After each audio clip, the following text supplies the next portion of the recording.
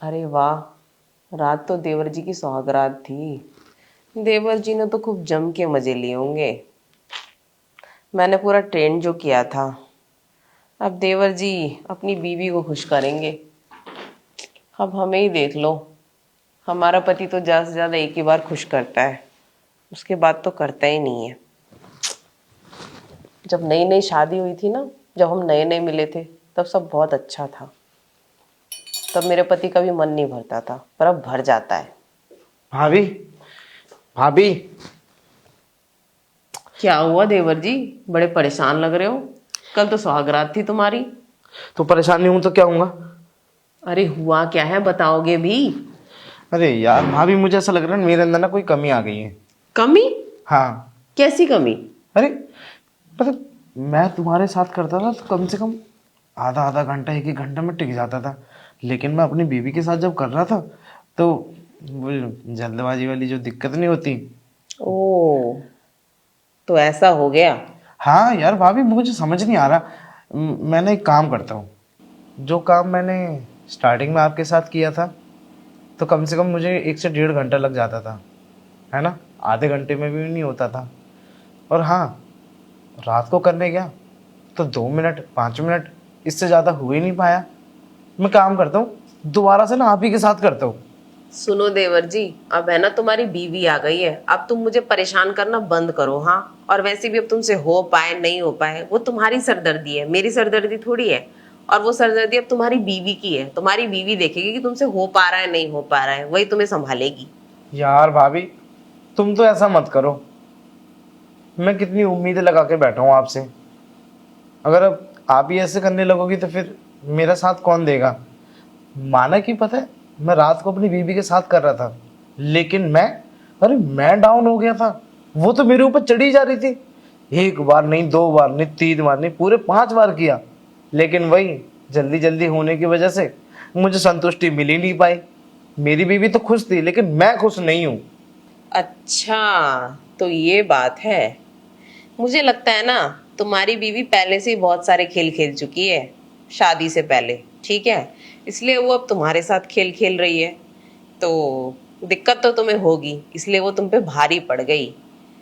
पर हाँ, पर इसमें तो अच्छी बात है ना, जब वो तुम्हारे साथ अच्छे से खेल पा रही है, और धीरे धीरे तुम्हें भी उसकी आदत पड़ ही जाएगी। यार भाभी, मुझे नहीं पता, मैं नहीं जानता अब कुछ भी। देखो, मैं सही बता रहा हूँ, मैं अपने छाती में हाथ मार के कुछ कर लूंगा। यार मुझे तो आपकी आदत लग गई है ना। अब मैं क्या करूं? अब बीवी खुश है या किसके साथ खुश थी, वो उसकी हेडेक है। लेकिन मैं उसके साथ अभी खुश नहीं हूँ। मेरी सारी खुशी ना आपसे स्टार्टिंग होती है। आप कुछ करो तभी कुछ हो पाएगा। अरे देवर जी, मैंने तुम्हें जो क्लास दी थी तुम तो उसमें फेल ही हो गए। खैर, अब मुझे लगता है ना, अब मुझे तुम्हें दोबारा से क्लास देनी पड़ेगी, वो भी नए सिरे से शुरुआत करनी पड़ेगी, तब जाके तुम कुछ कर पाओगे। अरे तो दो ना भाभी, मैं तो इसी चीज का इंतजार कर रहा हूँ। और अगर तुम सही से अपनी बीवी के साथ कर नहीं पाए ना, अगर वो खुश नहीं हो पाई, तो फिर वो बाहर किसी को पटा लेगी। हाँ, यही वाली बातचीत हो जाएगी फिर। भाभी इसीलिए कह रहा हूँ, एक बार आप ना फिर से ट्राई करवा लो। मुझे लगता है ना मेरे अंदर कमी आ गई है। और कमी हो भी गई तो वो भी क्लियर हो जाएगा।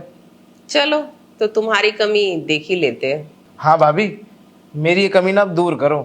तुम्हारा देवर होने के नाते तुम्हें तो ये सब करना ही पड़ेगा। नहीं तो देख लेना, तुम्हारी देवरानी ना मेरे ऊपर हावी होती रहेगी। अरे देवर जी, अपनी भाभी के होते हुए क्यों इतनी चिंता करते हो?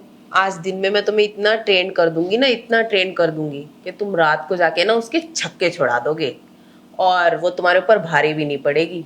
फिर तुम भारी पड़ोगे उसके ऊपर। फिर वो सोचेगी कि मेरे पति में नया जोश कहाँ से आया। हाँ भाभी, मैं भी यही चाहता हूँ कि मेरे ऊपर वो भारी ना पड़े, मैं उसके ऊपर भारी पड़ जाऊं। चाहे भले से मेरा आधा घंटा चले, लेकिन मैं उसके ऊपर भारी रहूं।